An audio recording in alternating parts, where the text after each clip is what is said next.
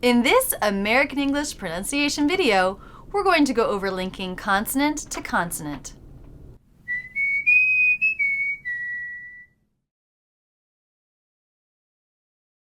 Linking is an important part of American English. If we break between each word, it sounds very choppy. But in American English, we like to link words together for a smooth sound. I've already made videos on linking vowel to vowel and consonant to vowel. Linking consonant to consonant happens all the time in American English. In that sentence right there, it happened 4 times.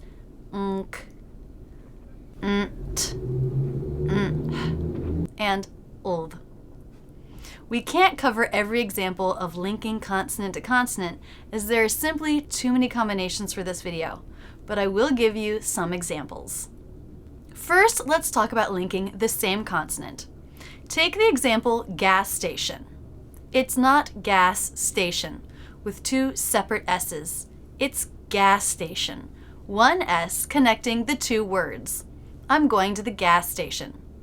I already used this example last year when I took a road trip. Click here to see that video or go to the video description. Another example, some might. Some might. Again, not some might, but some might. Connected with 1 M. Some might think so. The rule gets a little complicated when we bring in stop consonants. The 6 stop consonants are t, d, p, b, k, and g. When these meet in between 2 words like hot today, you have to stop the air to signify the first consonant, then release the sound into the next word. So it's not ha today, but hot today with a stop. Hot today, hot today. So to make that stop, I'm just holding the air in my throat for a fraction of a second. Hot today, hot today. Another example, bad dog.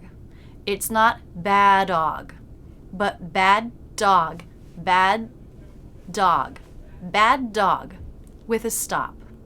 This is true in general when we're linking a stop consonant to any other consonant.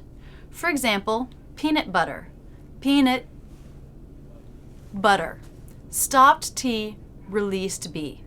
Peanut butter. Not peanut butter with no stop, but also not peanut butter with a released T, but peanut butter. Peanut butter. Flip phone. Here we stop the sound with the lips in position for the P, then go straight into the F consonant without releasing the P. Flip phone. Flip phone. It's not flip phone with a full release, and it's not flip phone with no stop of air. We have to stop the air. Flip phone. Flip phone. This way of linking ending stop consonants to words that begin with another consonant is a great trick to add to your English if you haven't already. Some students have trouble with this and add an additional schwa sound between words in order to link in these situations. So hot sauce becomes something more like hotta sauce, hotta sauce. So remember, don't release that ending stop consonant, just stop the air. For all other cases, you'll just need to isolate the 2 sounds in question and practice. Let's take, for example, it's a tough one. Here we're linking the F and W sounds. Practice them separately. F, w, f, w. Now practice them together, sliding slowly from one sound to the other. Fu, fu. Really think about what you're moving to transition in between these 2 sounds. In this case, my bottom lip was touching the bottom of the top front teeth, fu, and then the lips round out. My tongue doesn't have to move. Fu, fu. Tough one. Tough one. Tough one. It's a tough one. So isolate the sounds, practice them separately, practice them together slowly, speed them up and put them back into the context of the words and eventually the sentence. Let's look at one more example. We'll link the N sound to the R sound. On Rachel's desk. Here, my lips and tongue have to move. N, N, Now link them together slowly. N-er.